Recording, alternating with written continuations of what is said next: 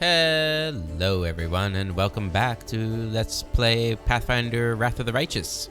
Last time we spent the majority of the episode, or actually all the episode, talking to people here in the Defender's Heart Tavern.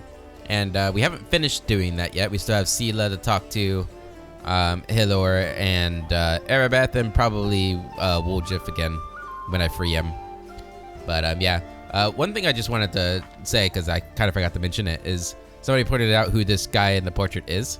And it's always, I guess it's always a risk whenever you use like a compilation of custom portraits like I do. But I guess it's somebody from Warhammer, which is really interesting because we just finished playing Rogue Trader. And in the next game, or one of the next games we play, I inadvertently pick a portrait of a Warhammer character. He looks badass though, so no worries on, or no, I don't really care. He looks like the kind of character I wanted to play, so it's perfect. All right. Now let's go ahead and talk to Seelah.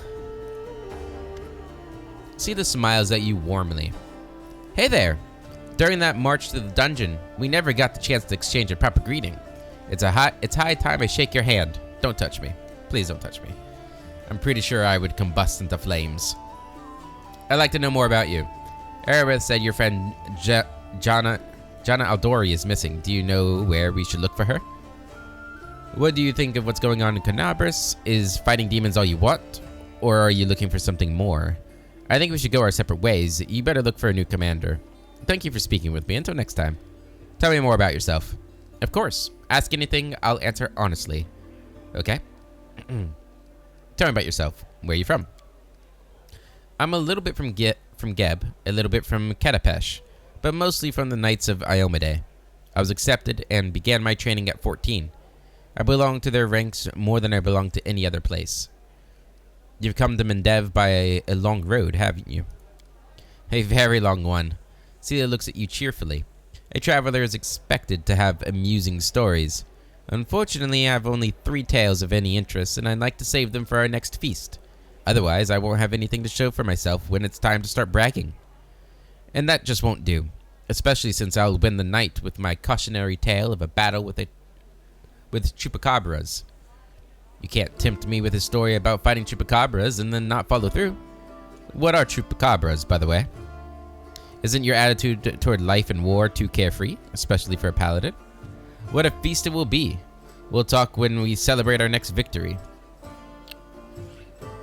I don't think my character really cares about this story, as much as I kind of want to check it out. But I'm pretty sure I remember this story. It was a decent story. I do wonder if we'll actually hear it during the next feast, because we will have a couple of feasts. Not to mention the feast that the DOC has added into the game. What a feast it will be. We'll talk when we celebrate our next victory. I like your attitude. We'll never overcome grief and misery without hope for the better. And dreams of brighter days. Nah, I just really don't want to talk to you. I just want to clarify it. I, as the player, I do really like Seelah. But I've kind of already determined that Manarak hates her. So that's why I'm being a little standoffish with her. What made you become a paladin of Iomade? Seelah's gaze sharpens momentarily. Then she sighs. That's a serious question, and a good one. You should ask it of your companions, but it's a long story. To start with, 12 years ago, I was nothing like the person I am now. I roamed the streets of Solku with the other hopeless orphans. I stole, I fought. I was a hired sword for a bit. Not the proper origin for a paladin, is it? Can we bring that one back? Can we bring that Seelah back? That'd be kind of cool. If you can convert her back to like a thief. Back then, Solku was a city of orphans, widows and widowers. Gnolls decimated the city regularly.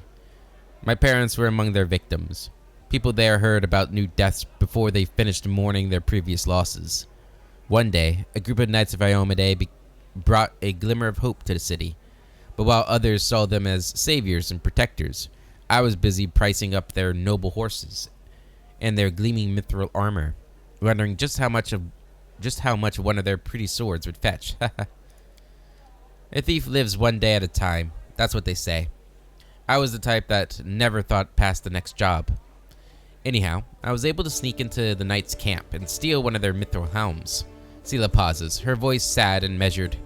And I was right there when a gnoll attacked the helm's owner. Asami was her name, and dealt a blow to her unprotected head.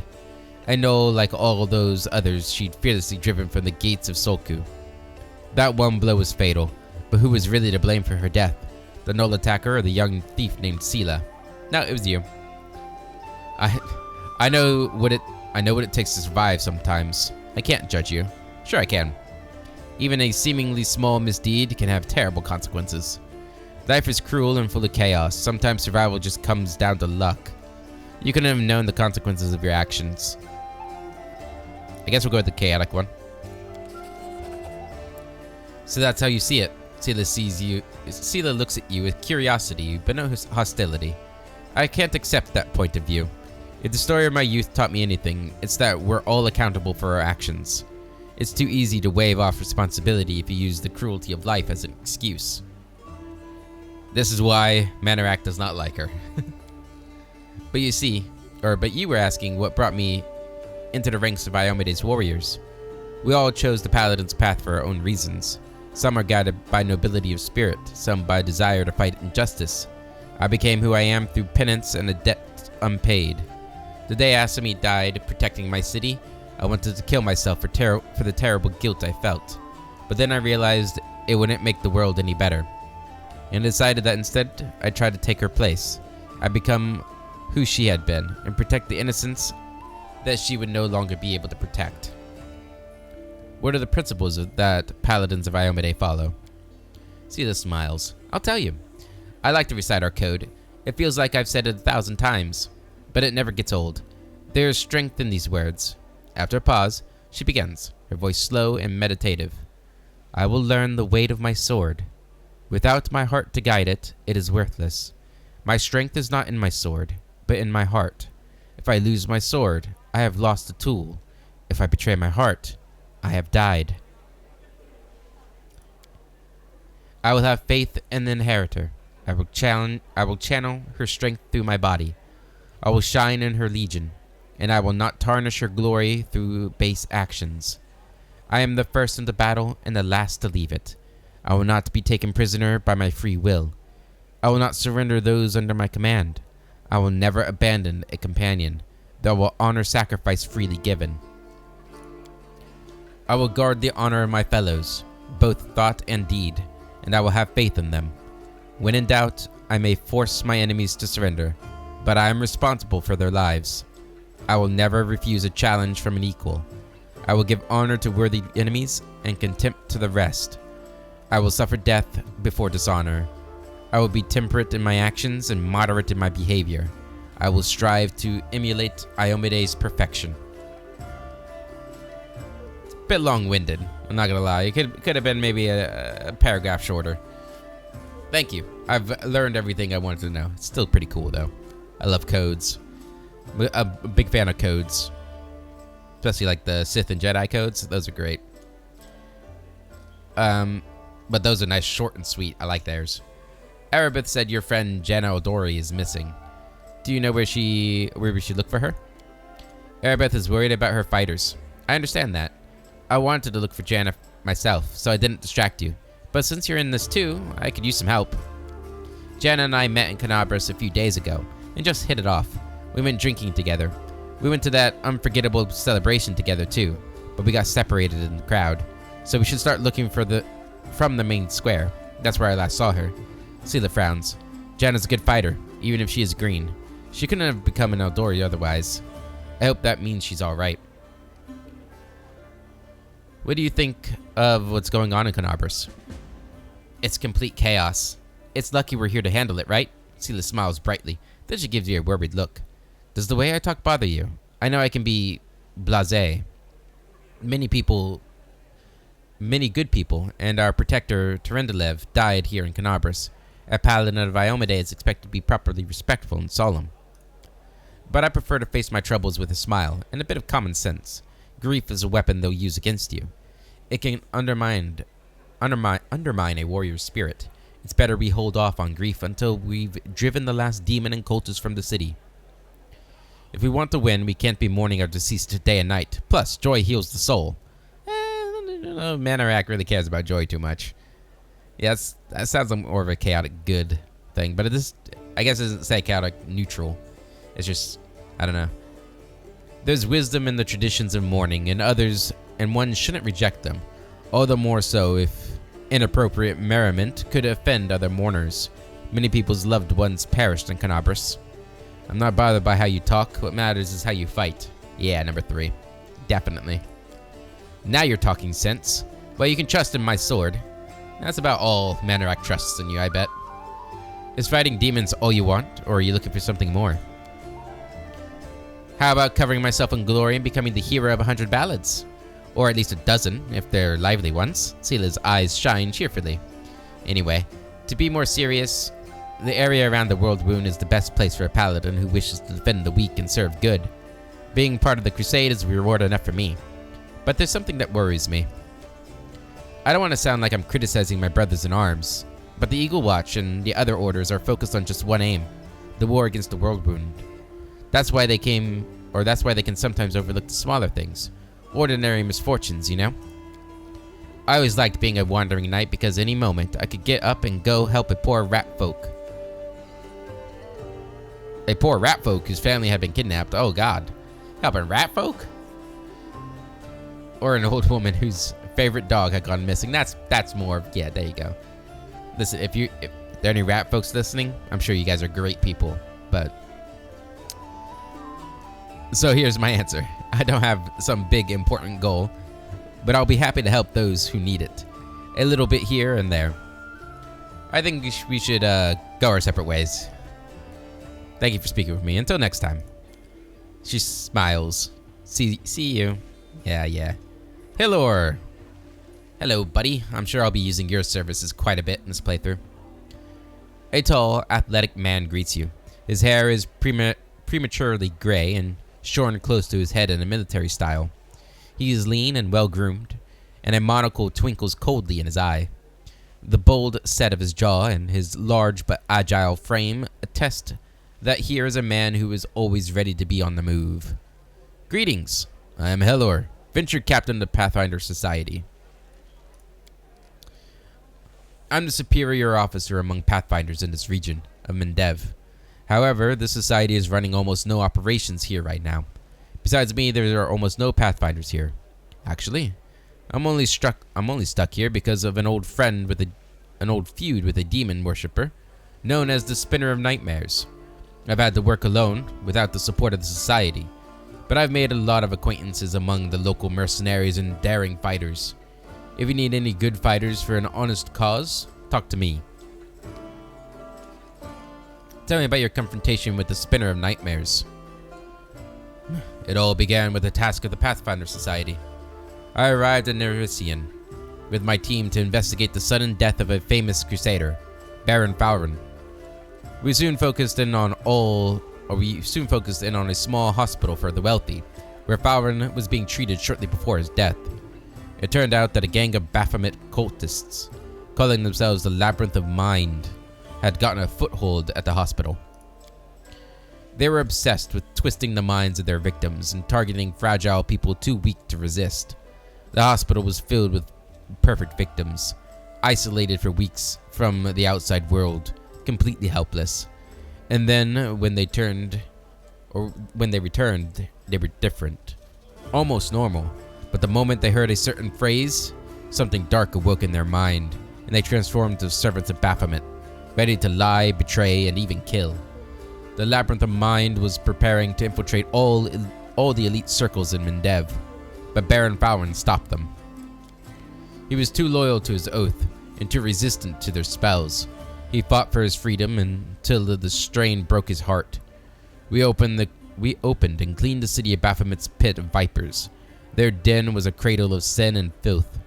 They cast spells on each other, and their loathsome fantasies stepped real from their minds into the world. They dreamt of horrible and forbidden things, and they fought like mad. We burned the place to the ground and slaughtered everyone we could, but the leaders of the cult were able to flee. and they were set upon revenge.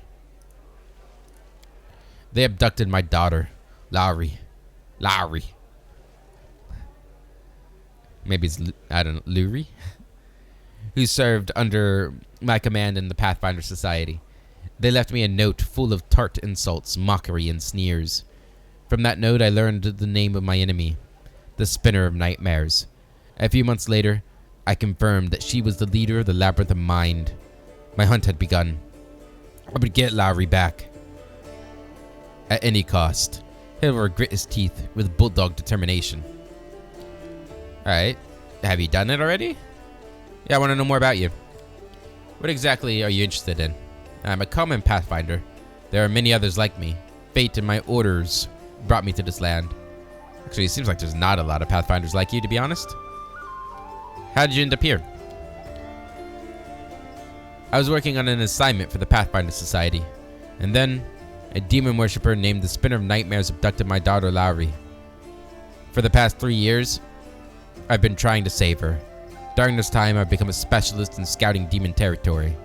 I've even planted agents among the cultists. Truth be told, I'm pursuing the Spinner of Nightmares. I've been acting more on behalf of Queen Galfrey than the Pathfinder Society. It's a long story. Maybe I'll tell you the rest of it sometime. Hiller frowns grimly. This Spinner of Nightmares is a true spawn of the Abyss.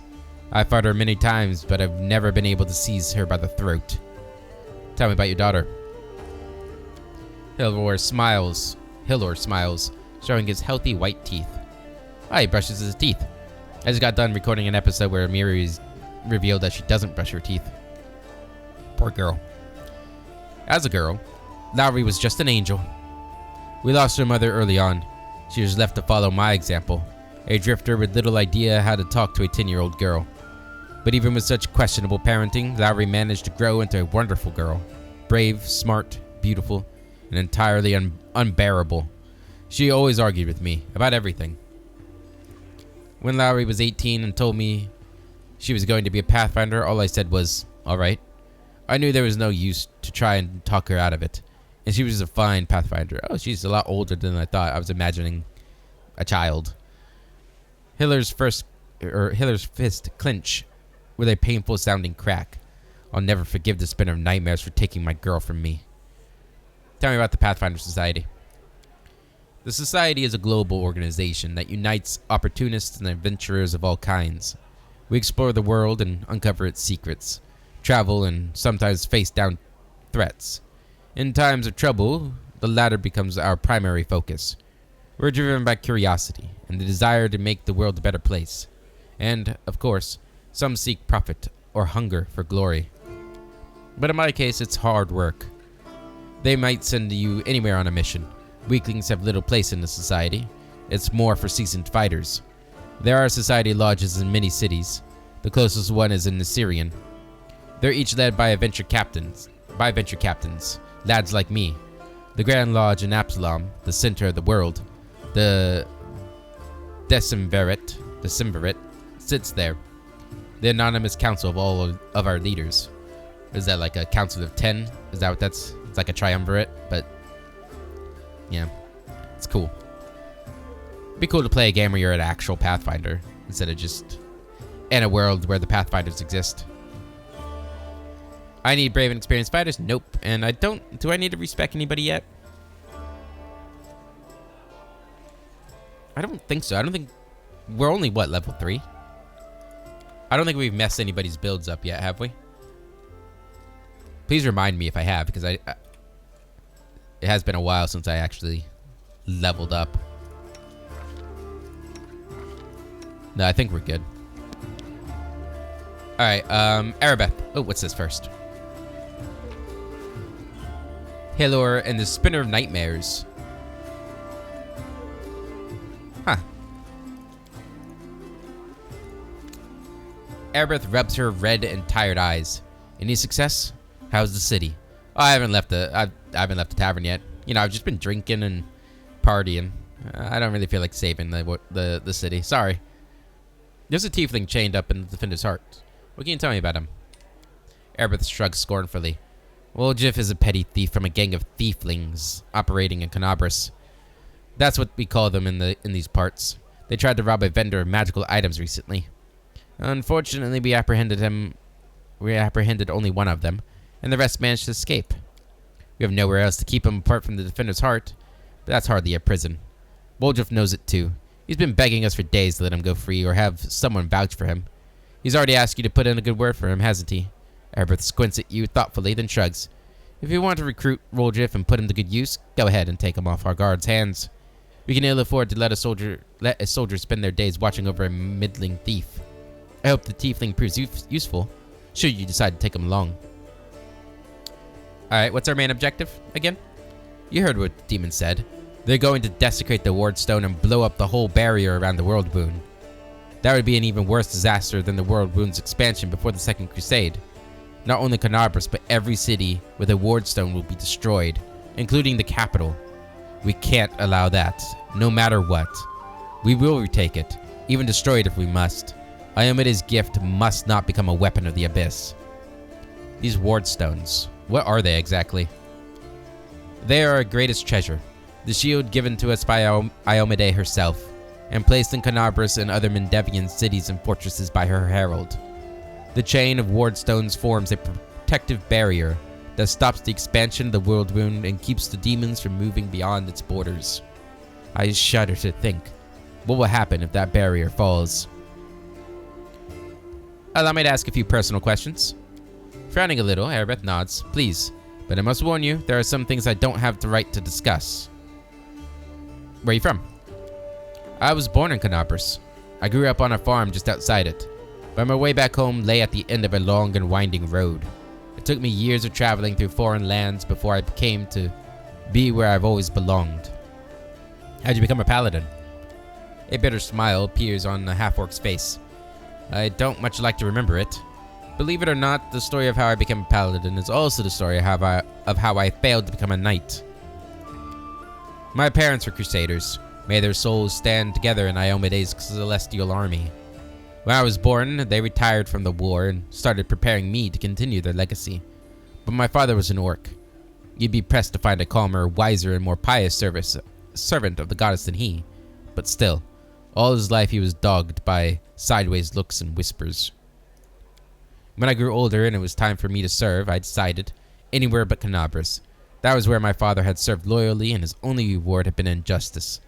Besides, the witch hunters, led by Honorable Prelate Holrun, stalked the city with a heavy hand. Who knows what they'd have done to a strange girl with green skin. Instead, I went to... A smirk that looks more like a painful grimace crosses her face. You can laugh if you want, but I was young and foolish. I chose Lastwall, of all places. You can imagine how well I was accepted in a country that's been battling the orcs of Belkzen since its foundation. Yeah, it seems like a stupid decision.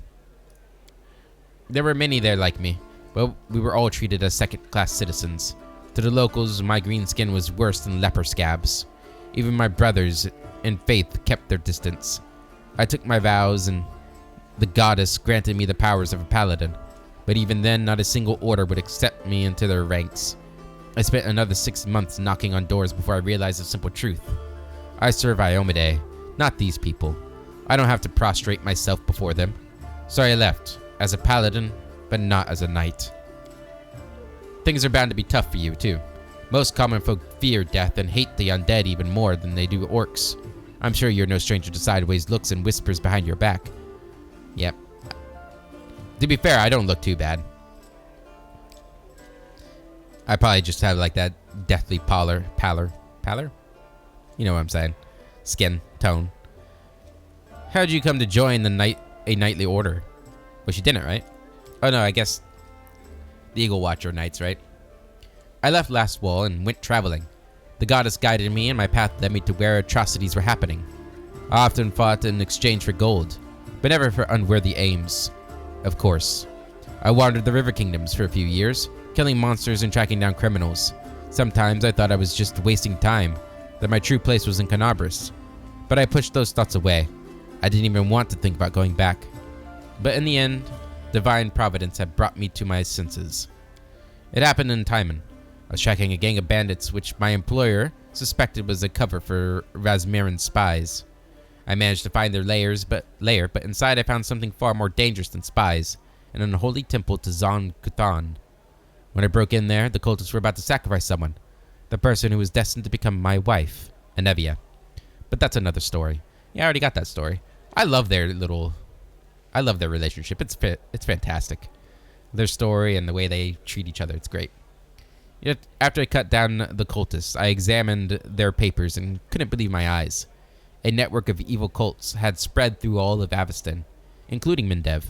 Worse, the documents clearly showed that their allies, the Templars of the Ivory Labyrinth, had infested my native Canabris, and were even among the ranks of the Paladins. After that, delaying my homecoming would be tantamount to desertion. Luckily, I was no longer alone, and Anevia was as eager to destroy the cultists as I was. Anevia and I hurried to Canabris. We couldn't trust anyone. The papers indicated that the cultists had infiltrated everything. Luckily, I had some experience in investigation, and my beloved, the half-orc, smiles warmly. She knew her way around working locks, tailing people, and trading information with the city's bottom feeders. Soon we defeated, alas, not the whole Hydra, but a few of its heads. Do you know who turned out to be the leader of the cultists? The commander of the Eagle Watch. No kidding. Can you imagine? While Prelate Horan was chasing witches through the city, the enemy had infiltrated the very order responsible for internal security. The scandal reached the ears of the Queen. At first, she planned to disband the order in disgrace, but then she offered its command to me and put its salvation in my hands. Of course, there was one small catch.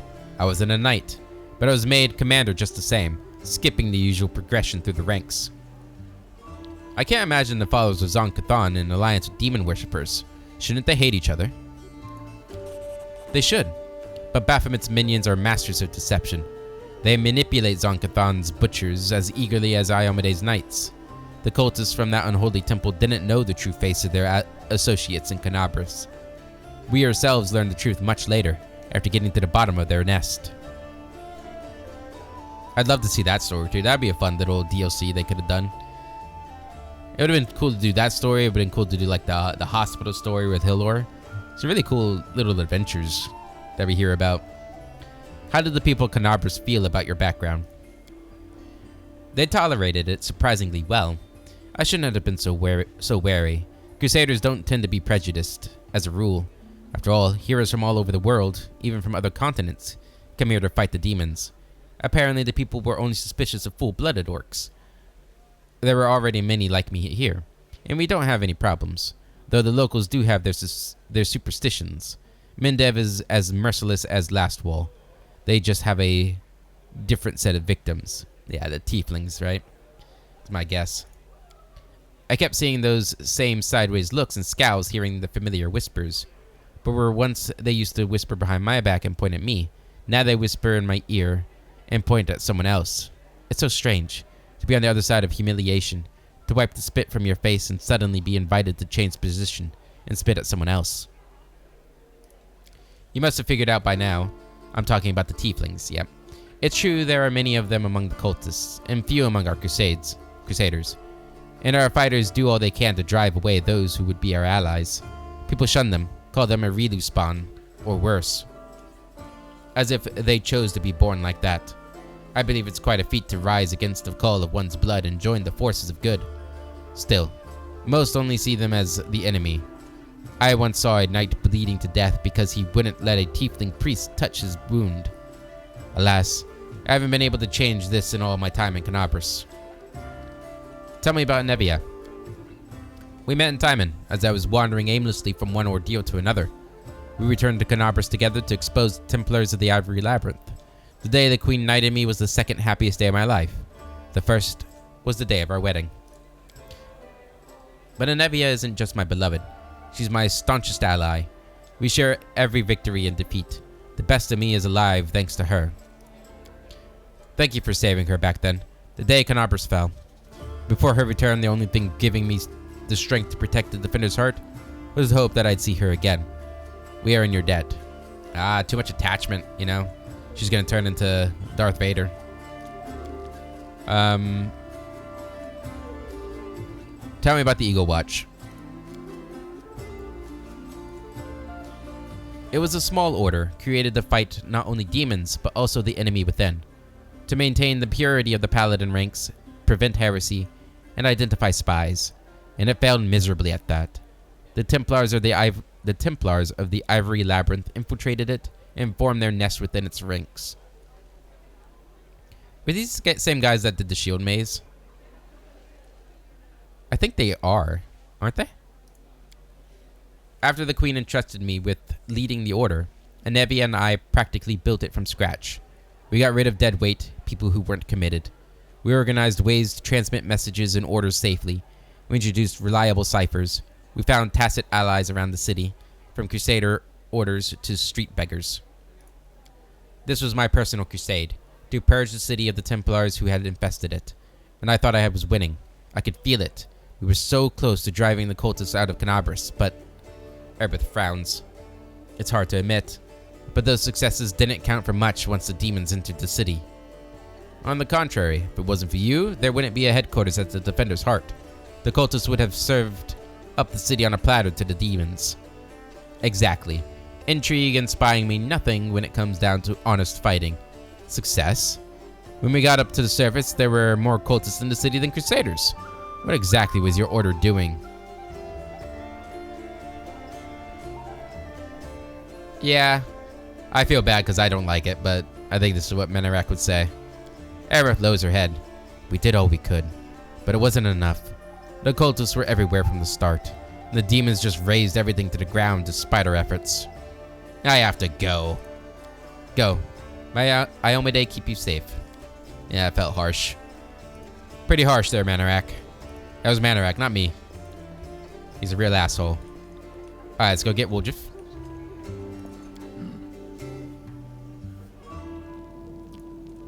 Our next companion.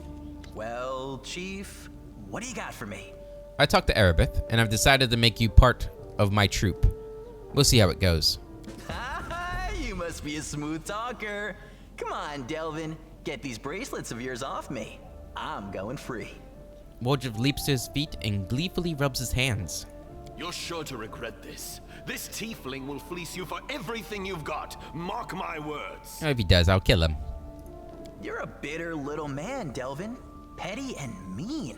You can't even be happy for me, can you? I pity you. I'll leave you alone with your sad little soul. So long. And now, Chief, straight down to business. You see, I'm one of those guys that people around here call thieflings. We just call ourselves the family. After we knocked over that shop and I got stuck here in the Defender's Heart, a little bird told me that Big Sister Charisme wanted to see me. That she had some questions to ask me. You following? Uh-huh. Woljif is freed from his shackles and rubs his chafed wrists. He glances around, making sure that no one is listening in. Now, she won't be asking me questions like, Woljif, how'd you manage to get out of this one? Or, Woljif, you're so thin, didn't they feed you? No, something serious has gone down, and I just know they want to try to pin something on me. I can feel it in my tail. So, I knew right away that I couldn't go alone. You turned up just in time, Chief. You don't need to do anything when we get there. Just stand behind me and look mean, and I'll handle the rest. Somehow. Let's go, I'll show you the way. I am good at just standing there and looking mean. Alright. Stolen Moon. I like Woljif a lot.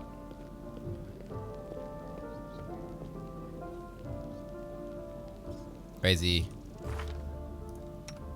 Oh, he's already leveled? An eldritch scoundrel. No.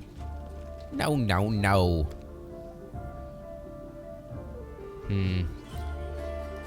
That does hamper what I can do with him, I think. I don't remember if we can, like, change their levels past, like, before what we recruited them as. I probably should have recruited them before I leveled everybody, huh? That would have been smart. Woljif gives you a friendly wave. Hey, Chief, want to talk? Tell me more about you. How much is more? Are your family tieflings too? My family. It's an interesting story, actually, but I don't tell it to just anyone. My father and mother had a bakery. Their life was great, but the gods never blessed them with any children. One day, my mother went to the river to wash some clothes and saw a basket floating downstream. Inside the basket was a baby, adorable and chubby and fast asleep. It was yours truly. In my hand was a note spritzed with expensive perfume that said, "Take care of my little angel." My mother brought me home, and she and my father realized right away that I was heaven sent. They raised me as their own. When I turned 15, my mother showed me my baby blanket. It was embroidered with the coat of arms of an unknown kingdom, all in gold thread. Ever since then, I've been looking for my real parents. It's not easy, traveling takes money.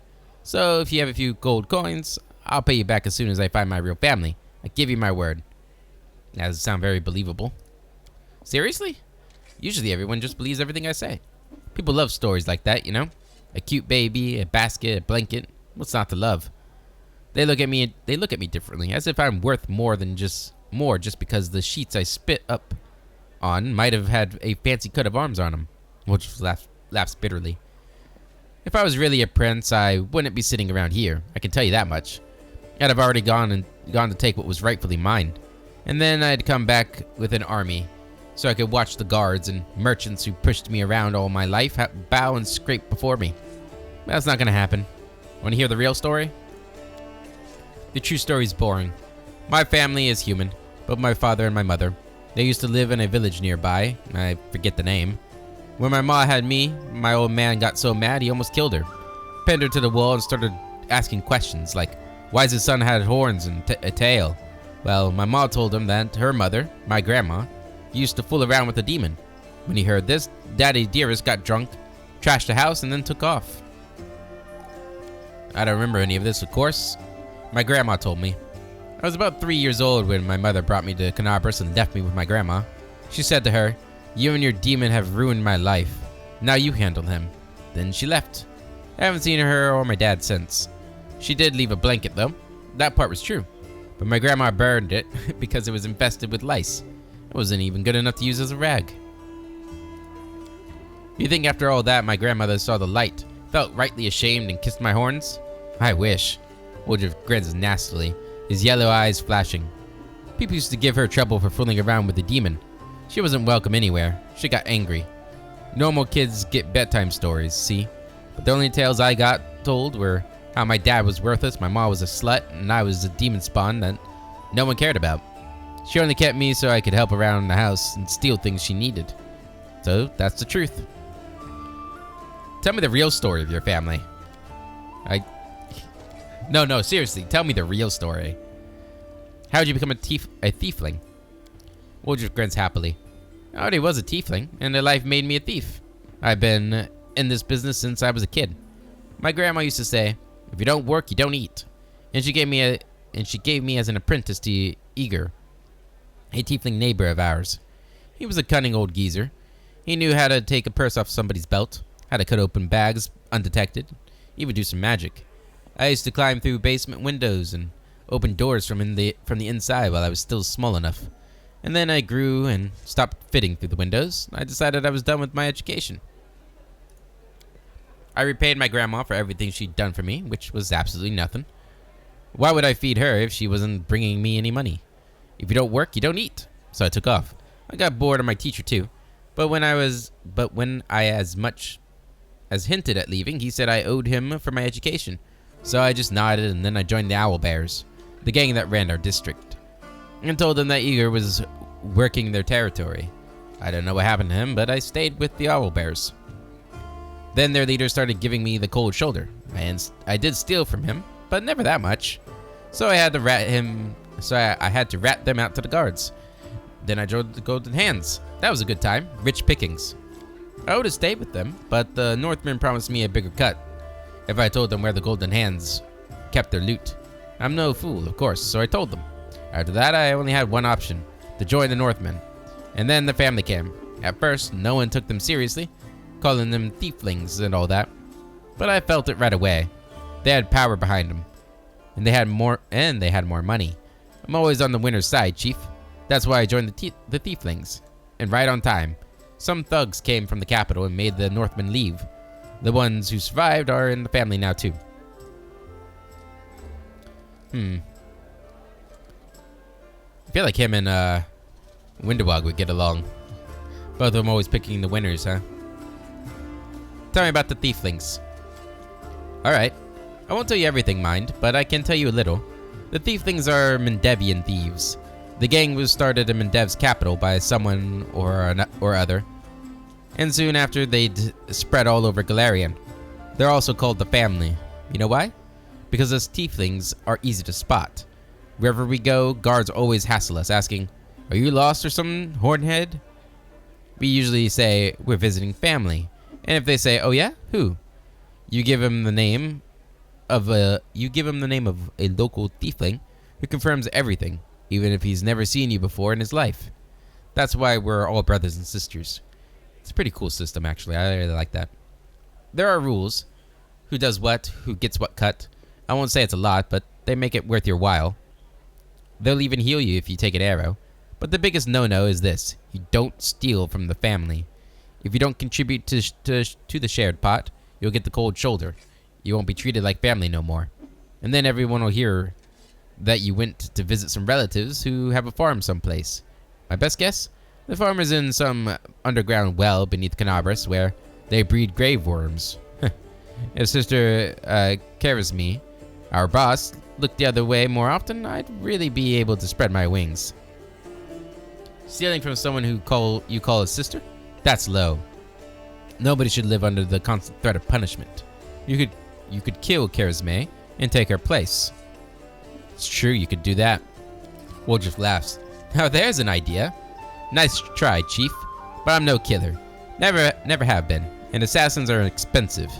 You know they bumped up the prices last year? I asked a friend of mine why he charged so much, and he says to me, I've learned to see the true value of my work. I read in a book that whatever you think you're worth, that's what you'll earn. Can you believe it? I didn't even know the mug could read. So I can't just have Karazmi taken care of. It's too much trouble and no one will like it.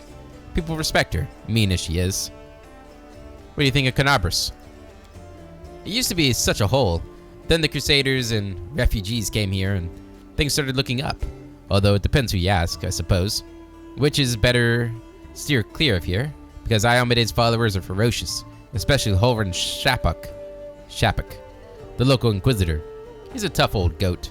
I didn't see it myself, but a servant girl at the tavern told me that her second cousin's son from his third wife is a paladin, and she said he said that Holvern takes an unsheathed sword with him, even to the privy, and when he sleeps, he puts it on the pillow next to him, and when he's in his cups, he strokes the blade and whispers sweetly to it, "You are my one true friend. You're the only one I can rely on." Erebeth gives us a hard time too. You as much look at some nice little bauble, and before you can think of taking it, before your fingers even twitch, she's coming for you, with her nostrils flaring and her fangs glinting. Scary woman.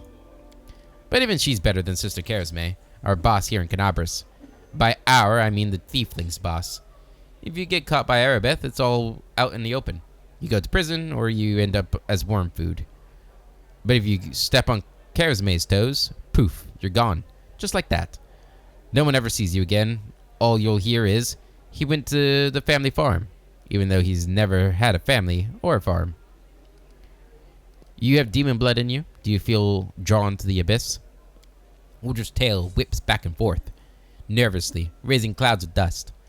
Why, are you an inquisitor or something? What's it to you? If I've wronged you somehow, just come out and say it. Don't ask me trick questions. I know how it happens. I used to know a fella. He was married to the sister of a guard. Some shady types got him drunk one night and started asking him suspicious questions about the gods, about the queen.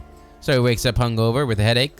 Someone's mumbling something. It smells like smoke, and his feet are kind of hot. He looks down, and there's a fire under him, and the prelate is reading his sentence. That's tough, man. Your shadow looks strange. What kind of magic is that? Ladies and gentlemen, roll up, roll up. No dark magic, no fraud. A trick without any deception. Woljif snaps his fingers, and blue flames engulf him. The shadow that was previously lying calm at his feet grows, floating in the air behind him. It is the shadow of a huge horned winged demon with claws. Ta-da! It doesn't do anything, it just looks scary. I remember when I was little, an old beggar showed me and my friends how to make shadow puppets. You put your fingers together in front of a light and make the shadow and it makes the shadow of a deer or a dog or a dove on the wall. I tried so hard I wanted to make the best shadow, and I did. It just happened. Woljif chuckles sadly. Funnily enough, that's the last time I had any real friends. They tried to stone me later, screaming at me, calling me a demon. A tiefling is always a demon to these wimps. Even the lowest ranking drunken gnome thinks he's better than me, just because he's got some horns or a tail, or he hasn't got horns or a tail. The poorest beggar in the filthiest gutter thinks he's better than me. Most people would never show their shadow again after the first time, but I don't care. If stones start flying again, I'll just run. I'm used to it by now. Looks formidable. I like it. It's a harmless illusion, but you shouldn't show it to anyone. People hate what they don't understand. I don't like it. Demon magic is nothing to be proud of. It's not the strangest thing I've ever seen. Looks formidable. I like it.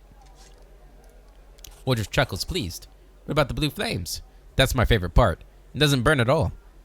If I had a coin for every time I've caught a beating for my little show here, I'd already be proposing to Galfrey. But still, I don't want to give up something so beautiful. Tell me about your shadow again. Okay, enough. I have to go. Whatever, you're free to do as you please. Okay. So before, I think that is everybody finally in the tavern. Before we leave, I do want to just see, we'll save it. Can I change anything with, I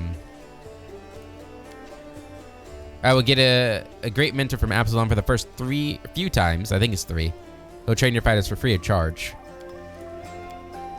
Oh, Woljif can't be trained. Okay. That answers my question.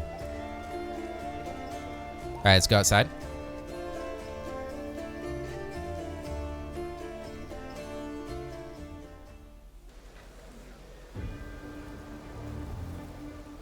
Okay. I think we do have a couple people to talk to out here, too. This place has been sanctified. It can protect the area around it from the corruption of the abyss. And we got some loot to gather. My loot. I don't think there's anything up there. Doesn't look like it. Alright. Keep an eye out for any named people. Oh.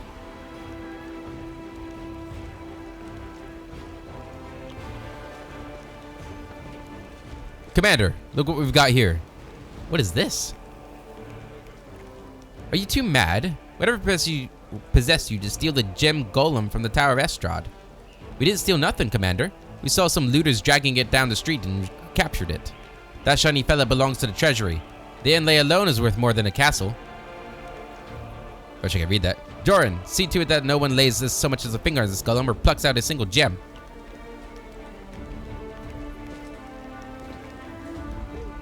Is this from one of the DLCs?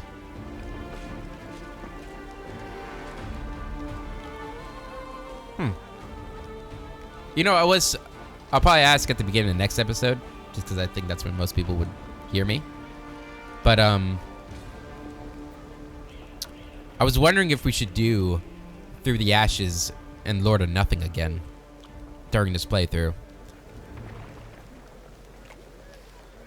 I don't know how much. I know a couple of things. I know that Through the Ashes, you get like an item at some point while you're fighting Canabras.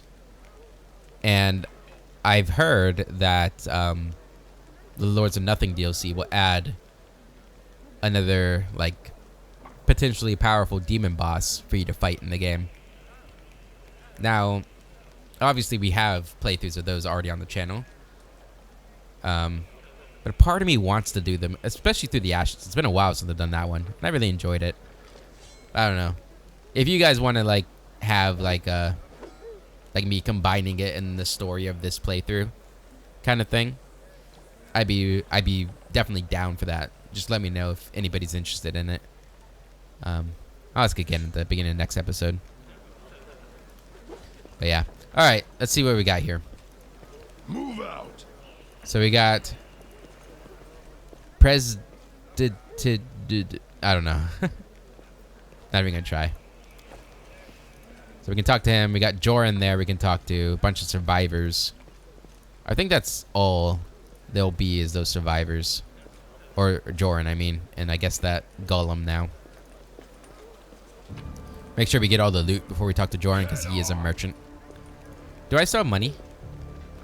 Yes, I do. Okay. Good to know. See if there's any loot up here. I don't think there is. No. Okay. Let's talk to Joran Vaughn. You follow. A grizzled dwarf turns a blade in his calloused hands, carefully inspecting its edge. When he sees you approaching, he sets the blade aside and greets you with a nod. A new face in the city. You picked a good time to come to Canabras. As you can see, we're in sore need of warriors. Do you know everyone in Canabras by sight? Well, not everyone, but I make it my business to know the people who might need my services.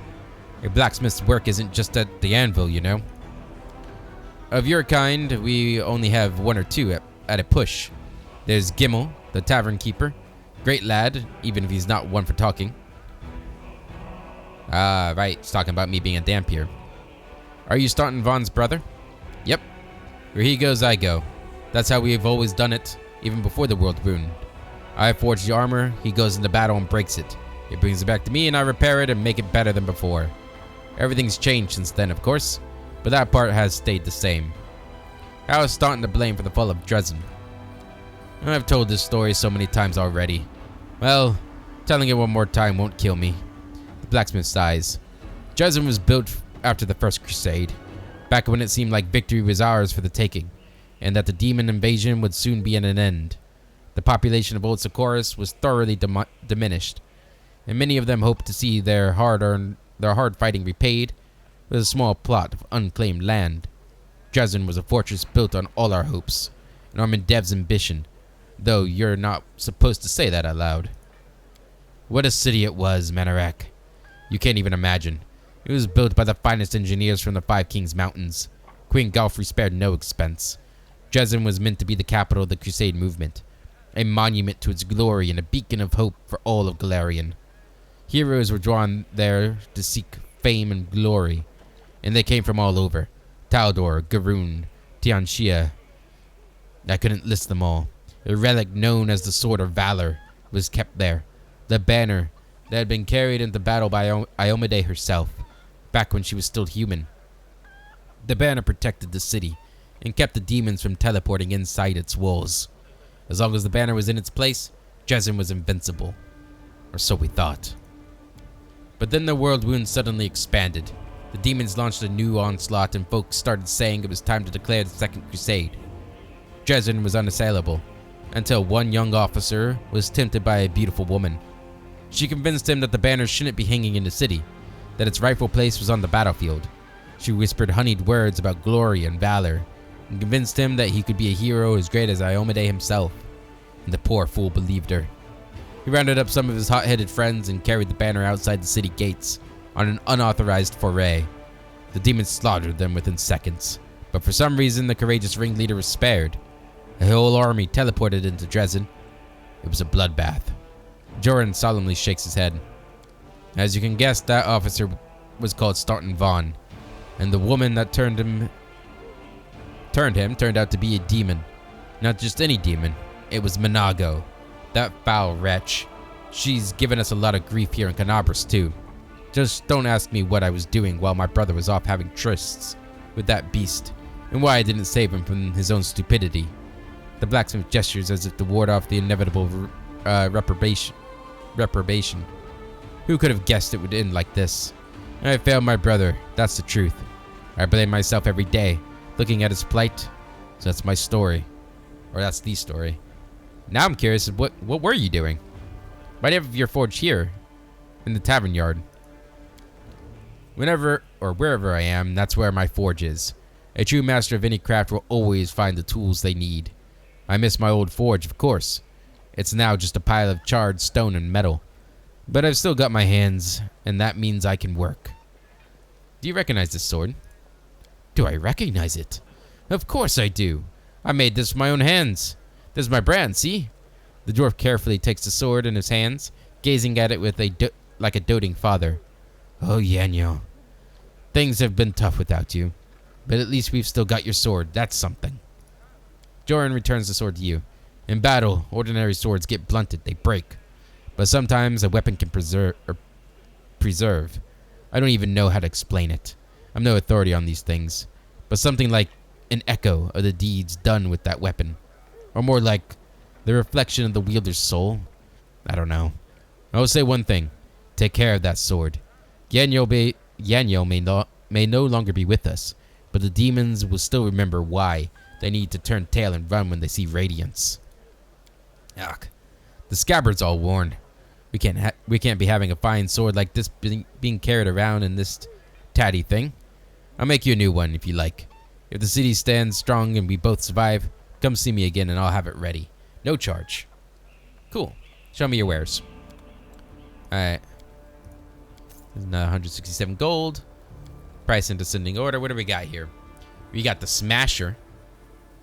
+2. Necrotic Earthbreaker confirms a critical hit on an enemy that was past Fortitude save as DC 16 or suffers 2 strength damage. That's pretty cool. Now we can't afford any of these. But the Detainer. +2 heavy crossbow lands a hit. Fortitude save or be knocked back 15 feet and becomes slowed for 1 round. That's cool. I like that. The Living Ram. Whenever the wearer of this +1 breastplate uses the charge combat maneuver and hits an enemy, they deal an additional 1d6 bludgeoning damage. And the enemy must pass a reflex saving throw or become prone. That's really cool. I use charge a lot, so that could be good. The merry-go-round, we could afford this. Whenever it misses an attack, the next attack its wielder makes, no matter if it hits or misses, deals an additional 1d6 bludgeoning damage. It's pretty nice. The Attrition Dagger. Lands a hit. It deals 1 constitution damage. And it can't lower the constitution score below 5. Pain Channeler. +2 bonus on attack rolls for all touch attacks. Ooh, that's kind of neat. Huh. Light Mace's Severe Strikes. Confirms a critical hit, deals an additional 1d8. Silverhawk. Confirms a critical hit, deals 2d4 force damage to all enemies in a 10-foot radius. That's cool. Light Hammer of Righteousness. +1 holy damage on a hit.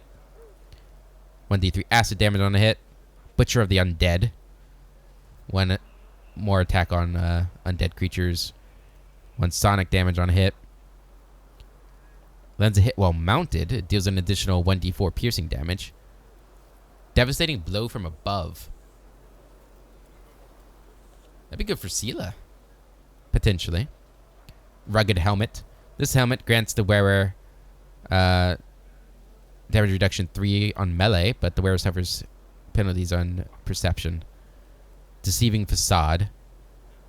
Whenever you get a critical hit against you, they are affected with the effect of a mirror image spell that produces 2 mirror images. Oh, that's cool. Armor of Vigilance. +4 AC against sneak attacks. And then we get into regular stuff. Cold Iron Sawtooth Saber. That's cool. Alright. Nothing that is jumping out at me as things I absolutely need to have. There's some cool things I would like to have, but you know, you don't want to spend all your money on that kind of stuff. So Woljif, you're gonna have this, which I'm assuming is a lot better than we had. Yeah. So you'll have that. The only thing I can think of is maybe giving you that death from above or blow from above kind of weapon. That'd be cool for you. But we'll keep you with that. Are you my best? Okay, you and Camellia have the same AC. 18. You're 17, 20. All of our ACs aren't too bad. The main thing I want is that that icy ring thing for Camellia. Alright, let's check this out. The magnificent and glittering golem, encrusted with gems and covered in intricate, flowery embossing, triumphantly exclaims, "Happy to be of service. May Shelyn brighten and vivify your day." What are you? I am a prestidigitator golem.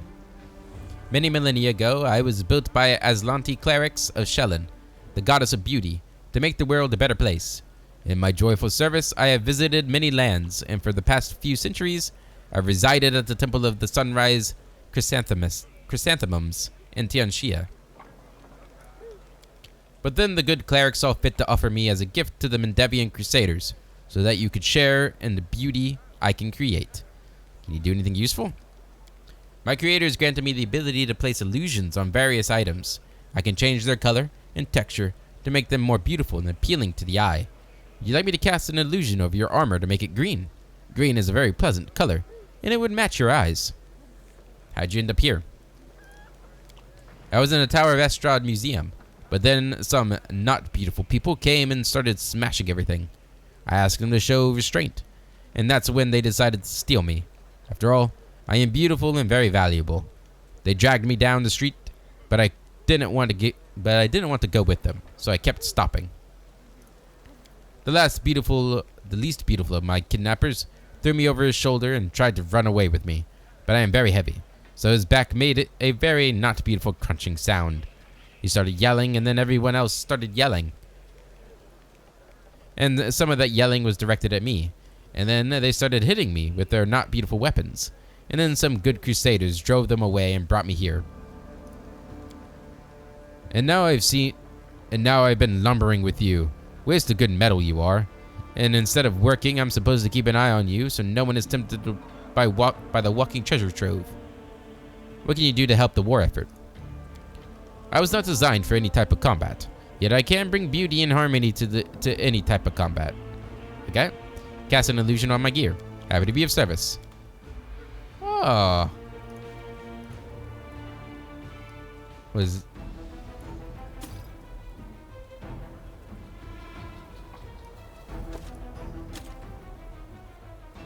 this just make this look like this armor? Well, that's kind of a cool system.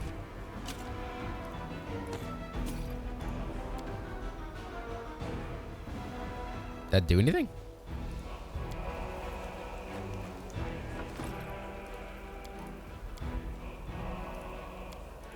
I have no idea what that did.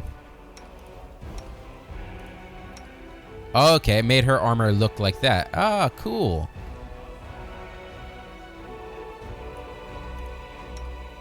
That is kind of neat.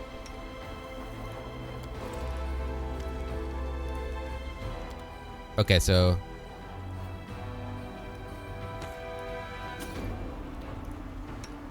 want to make your armor look like that.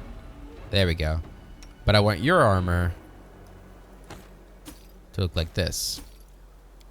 Yeah, I'd rather you have that. I'm okay with you having... I think you look kind of cool in this armor. Yeah, it kind of looks really cool. I like it. And I'll keep the armor, too. That is neat. Okay, cool. Woodruff, I probably need to get some armor for you, too, don't I? Now, the Eldritch Scoundrel, that's like a... Is that like a lesser arcane trickster kind of character? What else could I make you? I'm trying to remember the new archetypes. He's got Dex and Intelligence. So a blood seeker would be good. Potentially. Probably not a monk. I was thinking maybe a drunken monk would fit him. I didn't think if there was another, like, oh, what's that? There's like that dark blade one. Maybe that'd be good for him. That'd be kind of cool. Okay, but I think we are finally done